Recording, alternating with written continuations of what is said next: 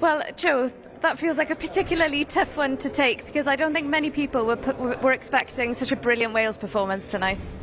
Yeah, I think so. I mean, maybe from the outside, I think what we've shown is that any set of players that puts on that shirt, you kind of know what you're going to get these days, which is a good thing. And whatever team we put out, we know we're confident of beating anybody and producing a performance against anyone. And I think we've shown that today against a team that are a consistent World Cup and Euros every year kind of team. So yeah, just so proud to be a part of that performance, I think. And obviously we're a bit down because we want to win. We're in this to win. But yeah, lots of positives, and obviously going into Sunday with lots of positivity.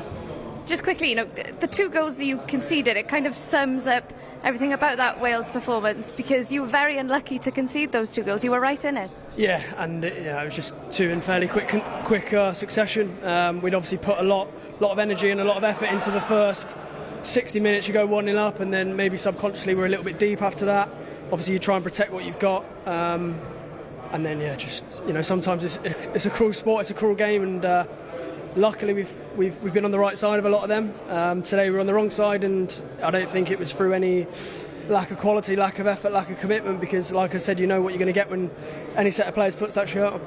And there's no time to dwell, Joe. Sunday is just around the corner. Your manager's just said, he's told nobody's allowed to mope. You've got to pick yourselves up, but you're going to take so much confidence from this afternoon. Yeah, I think so, and it just shows the strength and depth that we've got. The starting 11 on Sunday will be completely different, but we know that we've got a team there that played today that can come off the bench and influence things, and going forward we have got strength and depth, which is probably what people have labelled us before as not having that strength and depth. Obviously we've got world-class players, but I think now you're seeing a team that has got those world-class players but has also got strength and depth, young players coming through, and yeah, it was a privilege to share the pitch with a lot of them today.